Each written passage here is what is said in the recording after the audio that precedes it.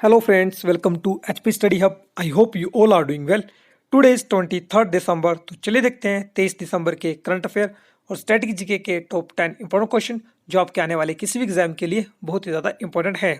So before we go friends, अगर अभी तक आपने हमारे चैनल को सब्सक्राइब नहीं किया है तो हमारे चैनल को सब्सक्राइब करें और बेल आइकन को प्रेस करना ना भूलें। तो चलिए फ्रेंड्स शुरू करते हैं आज के इस लेक्चर को, जिसमें फर्स्ट क्वेश्चन में आपसे पूछा है, हाल ही में किस देश ने प्राइम मिनिस्टर नरेंद्र मोदी को लीजन ऑफ मेरिट अवार्ड से सम्मानित किया है? आपके गिवन ऑप्शन है Japan, option B America, option C Israel या फिर ऑप्शन डी फ्रांस। तो इस क्वेश्चन का जो राइट आंसर होगा, प्राइम मिनिस्टर मोदी को ऑनर किया गया है with the Legion of Merit award से, वो किया है आपके option B America is the right answer.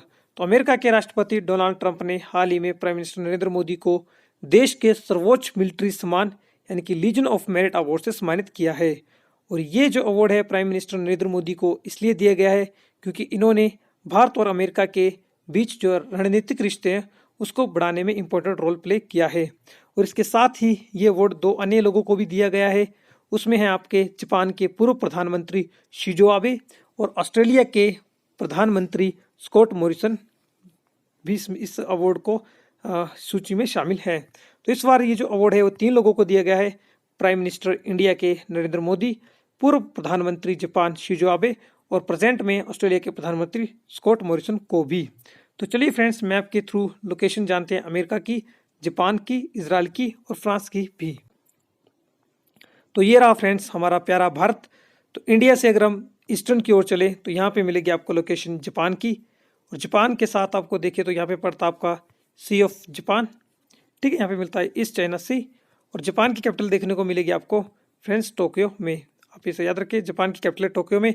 अगर यहाँ से हम पैसिफिक या नॉर्थ पैसिफिक ओशन होकर जाएंगे तो ये जो कंट्री आपकी ये है यूनाइटेड स्टेट, और इसकी कैपिटल आपको देखने को मिलेगी वाशिंगटन डीसी में। और यहीं से अगर हम आगे को मूव करते हैं नॉर्थ अटलांटिक ओशन होके तो यहाँ पे मिलेगा आपको फ्रांस, जो हमारा थर्ड ऑप्शन था। तो फ्रांस की जो कैपिटल है वो मिलेगी आपको पेरिस में। और इसके बाद जो नेक्स्ट ऑप्शन था हमारा वो था आपका इसराइल। तो इसराइल की जो लोकेशन है फ्रेंड्स वो आपको यहाँ पे मिलेगी, और इसराइल की जो कैपिटल मिलेगी आपको वो मिलेगी आपको जेरूसलम में। तो ये चारों कंट्री हैं, इन लोकेशन आप याद रखें, काफ़ी इंपॉर्टेंट है आपके आने वाले किसी भी एग्जाम के लिए। तो चलिए फ्रेंड डिस्कस करते हैं नेक्स्ट क्वेश्चन को। क्वेश्चन नंबर सेकंड, हाल ही में किसने वर्ष 2020 का BBC sport personality of the year पुरस्कार जीता है? तो वो कौन सी पर्सनैलिटी है जिन्होंने BBC sport personality of the year award जीता है? आपके गिवन ऑप्शन है Stuart Broad, option B Virat Kohli, option C Lewis Hamilton या फिर ऑप्शन डी पैटे संप्रास। तो इसका जो राइट आंसर होगा क्वेश्चन नंबर 2 का वो होगा ऑप्शन सी लुइस हैमिल्टन। तो लुइस हैमिल्टन जो फार्मूला 1 रेस के दिग्गज प्लेयर हैं और 7 बार के चैंपियन भी हैं, इन्हें जो है इस साल का यानी कि 2020 का BBC सर्वश्रेष्ठ खिलाड़ी पुरस्कार से जो है सम्मानित किया गया है। और आपको बता दें इन्हें जो है ये अवार्ड इससे पहले 2014 में भी मिल चुका है। तो ये सेकेंड टाइम जो है इस अवार्ड को पाएंगे या फिर इनको दूसरी बार जो है इस अवार्ड से सम्मानित किया जाएगा। तो काफ़ी बड़ा क्वेश्चन है, ये अवार्ड जो है मिला है लुइस हैमिल्टन को। नेक्स्ट क्वेश्चन बात करें, question number third, again important question, recently on whose birthday is national mathematics day celebrated on 22 December 2020। तो यस्टरडे फ्रेंड्स आपका यानी कि 22 दिसंबर 2020 को किस व्यक्ति के जन्मदिवस पर या जन्मदिन पर राष्ट्रीय गणित दिवस मनाया गया? आपके गिवन ऑप्शन है option A C V Raman, option B Srinivasa Ramanujan, option C Pandit Madan Mohan या फिर ऑप्शन डी विक्रम साराभाई। तो इस क्वेश्चन का जो राइट आंसर होगा फ्रेंड्स वो होगा आपका ऑप्शन बी श्रीनिवास रामानुजन। तो हर साल जो है फ्रेंड्स 22 दिसंबर को भारत भर में राष्ट्रीय गणित दिवस मनाया जाता है, और ये मनाया जाता है आपका श्रीनिवास रामानुजन के जन्मदिवस पर। और फ्रेंड्स ये जो दिवस मनाना सेलिब्रेट शुरू किया गया था या तो सेलिब्रेट करना ये किया गया था 2012 से, जब भारत के पूर्व प्रधानमंत्री मनमोहन सिंह ने 2012 में आज का दिन जो डिक्लेयर किया था सेलिब्रेट करना as a national mathematics day. तो आप इस क्वेश्चन को याद रखें। फ्रेंड्स बात करूँ इंटरनेशनल मैथमेटिक्स डे की या फिर आपका वर्ल्ड मैथमेटिक्स डे की, वो सेलिब्रेट किया जाता है हर साल 14 मार्च को। ठीक है, आप इस क्वेश्चन को याद रखें, या फिर आपको इसको याद करने का एक और ट्रिक भी है फ्रेंड्स। पाई की वैल्यू जो होती है फ्रेंड्स वो होती है आपकी 3.14। ये जो आपकी पाई की वैल्यू होती है तो पाई की वैल्यू को ही आपका सेलिब्रेट किया जाता है as a international mathematics day. 3 का मतलब यहाँ फ्रेंड्स आपका मंथ यानी कि मार्च महीना, और 14 है फ्रेंड्स यहाँ पे तारीख। तो 14 मार्च को मनाया जाता है इंटरनेशनल मैथमेटिक्स डे, और 22 दिसंबर को मनाया जाता है नेशनल मैथमेटिक्स डे। काफ़ी इंपॉर्टेंट है, आप इसे याद रखें। नेक्स्ट क्वेश्चन बात करूँ, question number 4 again important question. तो किस भारतीय को हाल ही में global visionary of sustainable business and peace award से सम्मानित किया गया है? आपके गिवन ऑप्शन है Gautam Adani, option B Anil Ambani, option C Ratan Tata, या फिर ऑप्शन डी अजीज प्रेम जी। तो इस क्वेश्चन का जो राइट आंसर है फ्रेंड्स वो होगा ऑप्शन सी रतन टाटा। तो रतन टाटा को सम्मानित किया गया है global vision of sustainable business and peace award से। इन्हें जो है फ्रेंड्स ये अवार्ड इसलिए दिया जाएगा क्योंकि इनकी जो कंपनी है उन्होंने फिलिस्तीन समेत क्षेत्र में स्थिरता और शांति का समर्थन करने वाले नवविचारों को बढ़ावा जो दिया है, और इनके इसी इफेक्ट को आपको सम्मानित किया जाएगा as a sustainable business and peace award से। तो रतन जो टाटा है फ्रेंड्स वो प्रेजेंट में टाटा समूह के चेयरमैन हैं, और ये जो है इस अवार्ड से सम्मानित किए जाएंगे। तो काफ़ी इंपॉर्टेंट क्वेश्चन है, आप इसे याद रखें, ये आपके आने वाले किसी भी एग्जाम में पूछा जा सकता है। Next question, question number 5 again important question. Which Indian origin youth has won the young champion of the earth award? तो किस भारतीय मूल के युवा को पृथ्वी के युवा चैंपियंस 2020 का पुरस्कार मिला है? आपके गिवन ऑप्शन है option A Jayant Raghav, option B Krishna Rao, option C Ravindra Chopra, या फिर ऑप्शन डी विद्युत मोहन। तो इसका जो राइट आंसर होगा फ्रेंड्स वो होगा ऑप्शन डी विद्युत मोहन। तो विद्युत मोहन को पर्यावरण के प्रति जो है आपकी युवाओं को जागरूक करने के लिए जो है यूनाइटेड नेशन ने जो सम्मानित किया है इनको young champion of the earth award से। और ये जो अवार्ड है फ्रेंड्स आपका 7 लोगों को दिया गया है, और उनमें से 29 वर्षीय भारतीय उद्यमी विद्युत मोहन भी शामिल हैं। तो विद्युत आपके मोहन के नए विचारों और नवोन्मेषी कदमों के जरिए पर्यावरण से जुड़ी चुनौतियों से के समाधान की दिशा में काम करने वालों को ये पुरस्कार हर साल दिया जाता है, और इनके इसी एफर्ट के लिए जो है यूनाइटेड नेशन ने इनको जो है young champion of the earth award से सम्मानित किया है।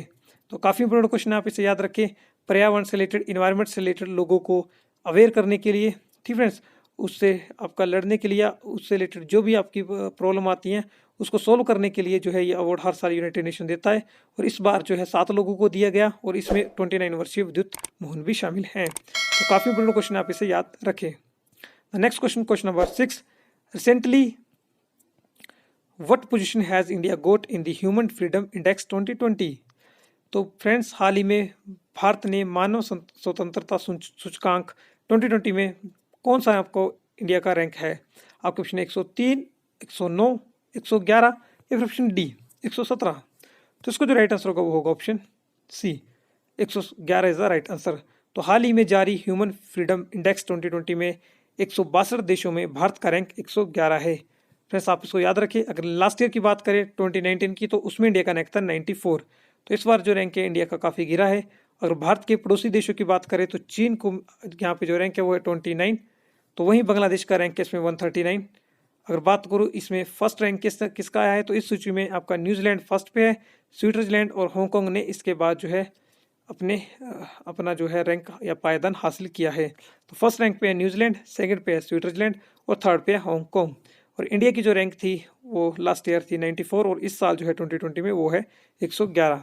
तो फ्रेंड्स आज का मेरा फर्स्ट क्वेश्चन आपसे ये रहा, आपने मुझे बताना है कि ह्यूमन फ्रीडम इंडेक्स को जो है रिलीज कौन सा ऑर्गेनाइजेशन करता है। आपने उस ऑर्गेनाइजेशन का नाम बताना है, ह्यूमन फ्रीडम इंडेक्स को कौन रिलीज करता है। The next question, question number 7 when is international migrant day celebrated every year? तो प्रतिवर्ष अंतर्राष्ट्रीय प्रवासी दिवस कब मनाया जाता है? आपके ऑप्शन है 18 दिसंबर को, 19 दिसंबर को, 12 दिसंबर को, या फिर 16 दिसंबर को। तो इसका जो राइट आंसर होगा फ्रेंड्स वो होगा ऑप्शन ए 18 दिसंबर को। तो हाल ही में आपको फ्रेंड्स 18 दिसंबर 2020 को दुनिया भर में अंतर्राष्ट्रीय प्रवासी दिवस यानी कि इंटरनेशनल माइग्रेंट्स डे मनाया गया, और ये दिवस प्रतिवर्ष 18 दिसंबर को मनाया जाता है। और इस बार की जो थीम थी वो थी फ्रेंड्स इसकी रिमेनिंग ह्यूमन्स मोबिलिटी। आप इस थीम का नाम याद रखें, रिमेनिंग ह्यूमन मोबिलिटी, जो इस साल की 2020 की थीम थी। और ये जो डे सेलिब्रेट करना स्टार्ट किया है यूनाइटेड नेशन ने 2002 में, और वहाँ पे डिसाइड किया गया 2000 में फ्रेंड्स आपका 2002 नहीं है, यहाँ पे 2000 है। 2000 में यूनाइटेड नेशन ने असेंबली ने 18 दिसंबर को सेलिब्रेट शुरू करना किया as a international migrant day. तो आज का सेकंड क्वेश्चन मेरा आपसे ये रहा फ्रेंड्स, आपने मुझे बताना है कि नेशनल माइग्रेंट डे कब होता है, राष्ट्रीय प्रवासी दिवस कब मनाया जाता है। ठीक है फ्रेंड्स, नेशनल माइग्रेंट डे अगर आपको थोड़ा सा हिंट दूँ तो फ्रेंड्स ये मनाया जाता है उस दिन जब हमारे देश के राष्ट्रपिता यानी कि महात्मा गांधी 1915 में साउथ अफ्रीका से इंडिया आए थे, और जिस तारीख को वो इंडिया पहुंचे थे उसी तारीख को सेलिब्रेट किया जाता है as a national migrant day या फिर राष्ट्रीय प्रवासी दिवस। आपने उस तारीख को मुझे बताना है कि भारत में जो है राष्ट्रीय प्रवासी दिवस कब मनाया जाता है। नेक्स्ट बात करें क्वेश्चन नंबर 8। तो नीति आयोग ने हाल ही में सार्वजनिक स्वास्थ्य निगरानी के लिए किस नाम से श्वेत पत्र जारी किया है। तो आपने मुझे उस पेपर का नाम बताना है, किस नाम से वो रिलीज किया गया है, ताकि जो है आपकी पब्लिक हेल्थ मॉनिटरिंग की जा सके। आपके ऑप्शन है विजन 2030, विजन 2035, विजन 2025 या फिर विजन 2022। तो इसका जो राइट आंसर होगा वो होगा आपका ऑप्शन ए, विजन 2030। तो हाल ही में नीति आयोग ने भारत में जन स्वास्थ्य निगरानी के बारे में श्वेत पत्र विजन 2035 जारी किया है। फ्रेंड्स इसका ऑप्शन बी आपका राइट आंसर होगा, ऑप्शन ए नहीं, option B is the right answer, vision 35। यहाँ पे गलती से ए आ गए, यहाँ पे बी होगा इसका राइट आंसर। और इसमें जो है फ्रेंड्स आपका इस विजन में 3 स्तरीय सार्वजनिक स्वास्थ्य प्रणाली का आयुष्मान भारत के साथ समन्वित करके जन स्वास्थ्य निगरानी को लेकर भारत की परिकल्पना को प्रस्तुत किया गया है, और इससे देश भर में विशेषज्ञ सेवाओं और प्रयोगशालाओं की क्षमता बढ़ाने की बात भी कही गई है। भारत के स्वास्थ्य संबंधी अंतर्राष्ट्रीय स्तर की आपात स्थिति से निपटने में क्षेत्रीय और वैश्विक नेतृत्व प्रदान करने का भी लक्ष्य रखा गया है। तो काफ़ी इंपॉर्टेंट ये आपका एक पब्लिक हेल्थ मॉनिटरिंग फ्रेंड्स आपका एक स्टेप लिया गया है नीति आयोग द्वारा, और आपने इसका नाम याद रखना है विजन 2035। काफ़ी इंपॉर्टेंट है फ्रेंड्स, आप मुझे याद रखें। नीति आयोग के प्रेजेंट में जो आपके फ्रेंड्स चेयरमैन हैं वो होते हैं हमारे प्रेसिडेंट जो होते हैं उसके वो होते हैं देश के प्राइम मिनिस्टर यानी कि नरेंद्र मोदी जी, और वाइस प्रेसिडेंट वो है आपके Rajeev Kumar. Next question, question number 9, again important question. हाल ही में किस देश की सेना ने सेनाध्यक्ष जनरल MM नरवणे को गॉर्ड ऑफ ऑनर सम्मान से सम्मानित किया है। आपके ऑप्शन है पाकिस्तान, नेपाल, चीन या फिर सऊदी अरबिया। तो फ्रेंड्स भारत के सेनाध्यक्ष जनरल MM नरवणे को गॉर्ड ऑफ ऑनर सम्मान से सम्मानित किया है, ऑप्शन डी यानी कि सऊदी अरब कंट्री ने। तो सऊदी अरबिया की कंट्री ने MM नरवणे को गॉर्ड ऑफ ऑनर से सम्मानित किया है, और किसी भारतीय सेना प्रमुख की सऊदी अरब और UAE की यह पहली यात्रा थी, और सऊदी अरब दुनिया का सबसे बड़ा तेल निर्यातक देश भी है, और खाड़ी क्षेत्र में वो भारत के लिए एक महत्वपूर्ण देश है। सऊदी अरब ऊर्जा का भी एक प्रमुख स्रोत है, और भारत कच्चे तेल की आवश्यकता का लगभग 18% वहीं से आयात करता है। तो कुछ इंपॉर्टेंट फैक्ट फ्रेंड्स मैंने यहाँ पे नोट रखे, यहाँ पे याद रखें।